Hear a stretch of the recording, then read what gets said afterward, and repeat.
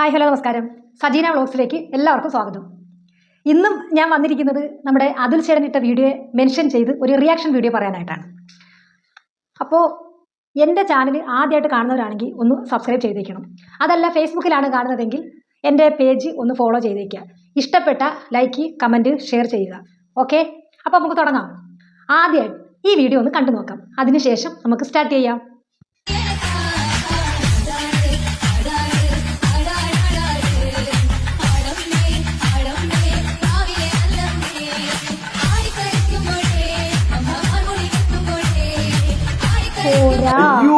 അതുൽ ചേട്ടൻ അത്ര പോരാ, ഒരു സ്ട്രോങ് ഇല്ല ആട്ടത്തിന്. ആ ആട്ടം പോരാ. പക്ഷെ ഇത് കാണുമ്പോ എനിക്ക് എന്താണ് പറയാൻ തോന്നുന്നത് അറിയാവോ? നിന്റെ ക്രിമികടി മാറാൻ ഞാൻ ഇവിടെ ഇരുന്ന് പ്രാർത്ഥിച്ചിട്ട് ഒരു കാര്യമില്ല. ശരിക്കും പറഞ്ഞാൽ ഇതൊക്കെ ഏതാണോ, ഇതൊക്കെ ഏത് എവിടുന്ന് ഇറങ്ങി വരുന്നു? നിന്റെ ഈ ഫോൺ ഇരിക്കുന്നോണ്ടാണ് നിനക്ക് ഇങ്ങനെ കുത്താൻ തോന്നുന്നത്. വിവരക്കേട് എഴുതി വെക്കാൻ തോന്നുന്നു. മെന്റൽ ഹോസ്പിറ്റലിലേക്ക് കൊണ്ടിടും.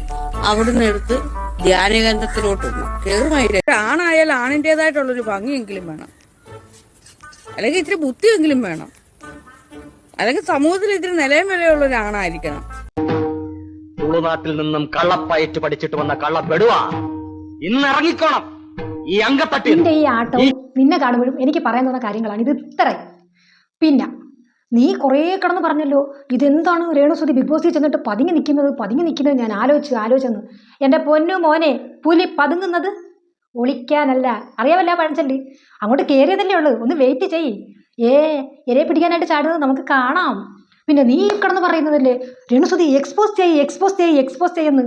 എടാ, നീ തന്നെ നിന്റെ കണ്ണാടിയുടെ മുമ്പിൽ ചെന്നിട്ട് നീ ഒന്ന് എക്സ്പോസ് ചെയ്ത് നോക്ക്, കണ്ടൊന്ന് ആസ്വദിക്കും. ഓക്കെ, എക്സ്പോസ് ചെയ്യേണ്ടുന്ന സമയത്ത് അവൾ എക്സ്പോസ് ചെയ്തിരിക്കും, നമുക്ക് കാണാം.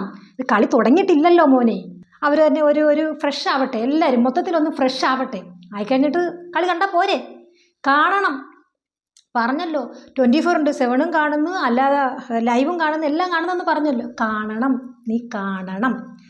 പിന്നെ രേണുസുതിക്ക് തലവേദന വന്നപ്പോൾ ആരാണ്ടൊക്കെ ഉടുത്തെന്ന് പറഞ്ഞ് ആരും ഉടുത്തില്ല. അവളും അതിശക്തമായിട്ട് തന്നെ കട്ടയ്ക്ക് നിന്നു.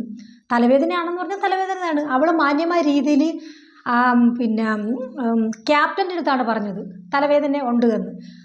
ക്യാപ്റ്റനെക്കാട്ടി കൂടുതൽ ആരും ഇപ്പം അതിനകത്തില്ലല്ലോ. എന്ത് കാര്യം നടക്കണമെങ്കിലും ക്യാപ്റ്റൻ്റെ അടുത്ത് പറയണമല്ലോ. അപ്പം ക്യാപ്റ്റൻ അവൾക്ക് നല്ല കട്ട സപ്പോർട്ടായിട്ട് കൂടെ നിന്നു. ഓക്കെ, പിന്നെ തലവേദനയാണെന്നും പറഞ്ഞുകൊണ്ട് അതിനകത്ത് ഒരുപാട് ഓവറായിട്ടുള്ള ഒരുത്തനുണ്ട്, അഭി.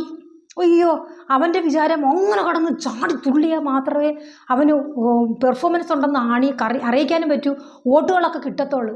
പിന്നെ പുറത്തുനിന്ന് എല്ലാവരും കുറേ അറിഞ്ഞിട്ടാണല്ലോ വന്നത്. രേണുസുതി പുറത്തുനിന്ന് ഭയങ്കര നെഗറ്റീവാണ്, അവളെ എതിർത്ത് നിന്നാൽ അവന്മാർക്ക് വോട്ട് കിട്ടും എന്നുള്ളൊരു ധാരണയുണ്ട്. എന്നാൽ നിങ്ങൾ പോയ പോലെ അല്ല മക്കളെ ഇപ്പം രേണുസുതിയുടെ പുറത്തെ അവസ്ഥ. ചില കൃമിയടി കടിച്ചുകൊണ്ട് കിടക്കുന്നവന്മാർ കപ്പയ്ക്ക് നിന്നാൽ മാറും, എന്നാലും അത് കഴിക്കത്തില്ല. ആ കൃമി ഞൊളപ്പുള്ളവന്മാർ കിടന്ന് എന്തെങ്കിലുമൊക്കെ പറഞ്ഞുകൊണ്ടിരിക്കും. ഓക്കെ, അത് വലിയ കാര്യമില്ല. പക്ഷേ അവൾക്കിപ്പോൾ ഉള്ള ഫാൻസും അവളെ സപ്പോർട്ട് ചെയ്യുന്നവരെയും കണ്ടാൽ നീയൊക്കെ ഞെട്ടിപ്പോവും പൊന്നു മോനെ.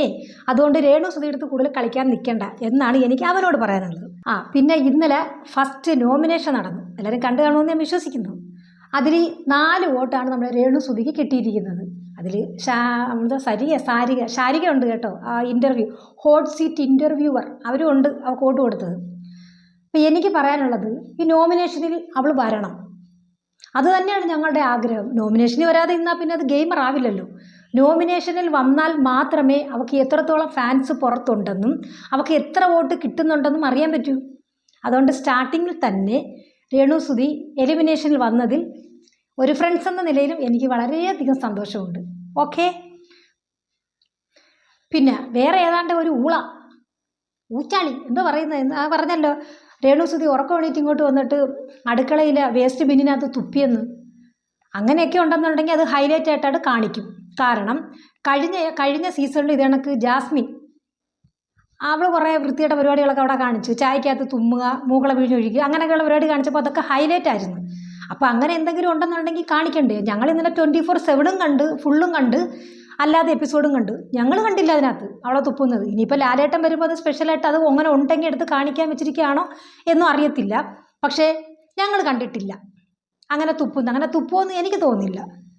അങ്ങനെ തുപ്പിയിട്ടുണ്ടെന്നുണ്ടെങ്കിൽ അത് തെറ്റാണ്, അത് ലാലേട്ടൻ വന്ന് സ്ഥിരീകരിക്കട്ടെ. ഓക്കെ, അപ്പോൾ അതിന് മുമ്പ് വരെ നീ കിടന്ന് ചൊറിയണ്ട.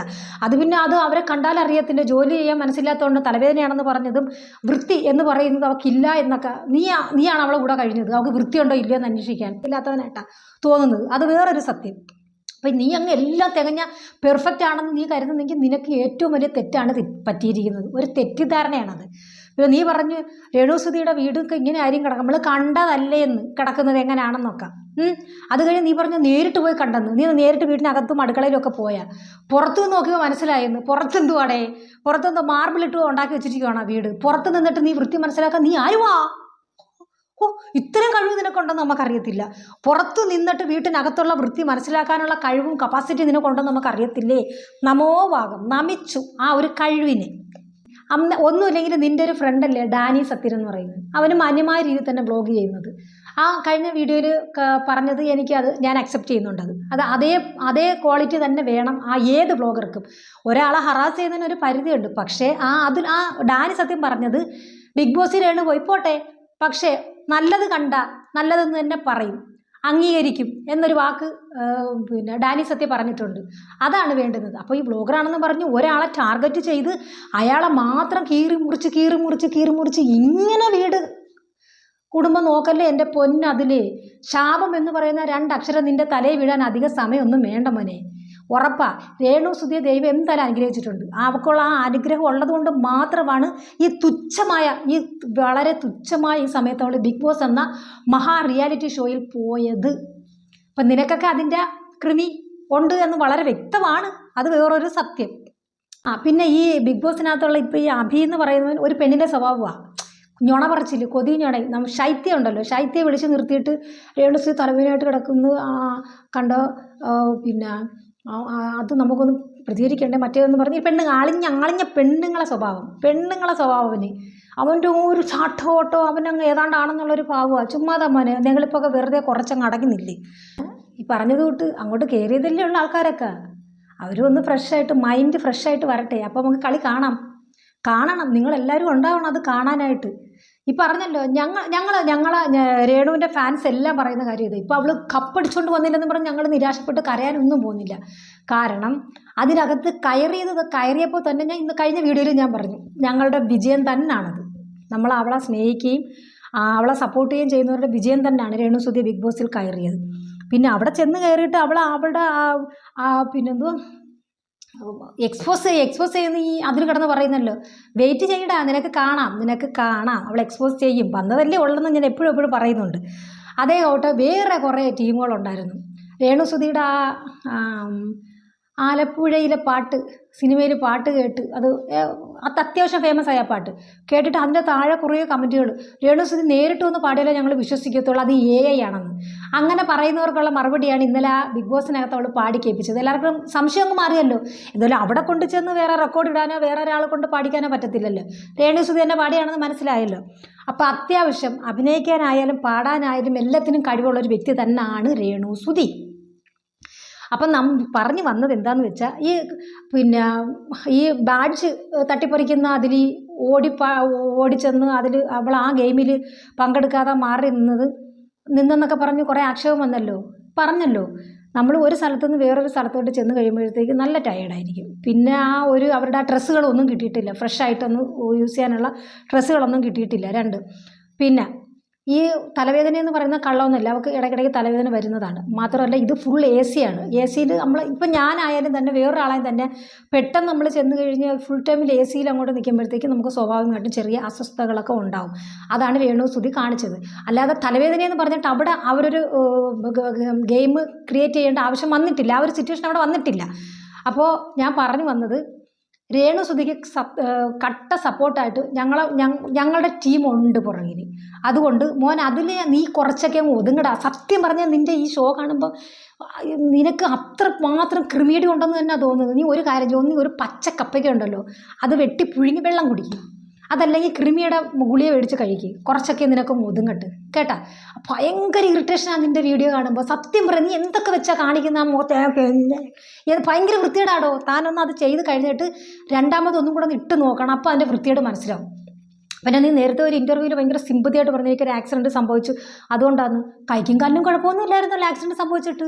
ജോലി ചെയ്ത് ജീവിക്കട്ടെ, ശരീരം അനങ്ങിപ്പോയി ജോലി ചെയ്ത് ജീവിക്കുക, അത് മാന്യത. ഇപ്പം നീ എൻ്റെ അടുത്ത് പറയും നീ പോയി ജോലി, എനിക്ക് ജോലി ഉണ്ടോ? ഞാൻ തന്നെ കണക്ക് 24 hours ഇങ്ങനെ നോക്കി കണ്ടവൻ്റെ വീടിൻ്റെ അടുക്കളയിലും പോയി കയറി കണ്ടവൻ്റെ ജീവിതത്തിനെ മാന്തി പറിച്ച് ഇട്ടുകൊണ്ട് വന്ന് ഞാൻ വീഡിയോ ചെയ്യുന്നതല്ല.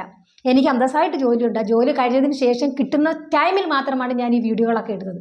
ഓക്കെ, അപ്പോൾ എന്തായാലും രേണുവിനെ സപ്പോർട്ട് ചെയ്യുന്നവർ കട്ട സപ്പോർട്ടായിട്ട് മുന്നോട്ട് നിൽക്കുക. ഇപ്പോൾ പോകെ രേണുവിൻ്റെ ഹേറ്റേഴ്സ് എല്ലാം മാറി അവരെല്ലാവരും അവളല്ല പ്രേമിക്കുന്ന ടൈപ്പിൽ വരും, അവളെ ഇഷ്ടപ്പെടുന്ന രീതിയിലേക്ക് വരുമെന്ന് എനിക്ക് 100% ഉറപ്പുണ്ട്.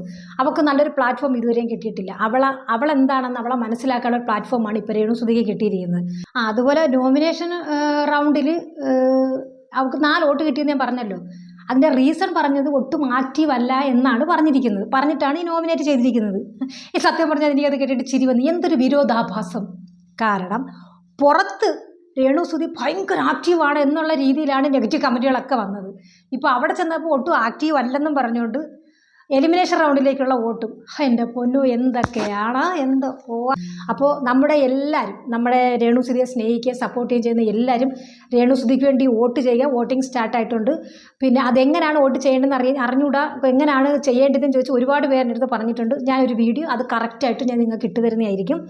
അപ്പോൾ അടുത്ത ഒരു വീഡിയോ ആയിട്ട് കാണുന്നത് വരേക്കും താങ്ക് യു.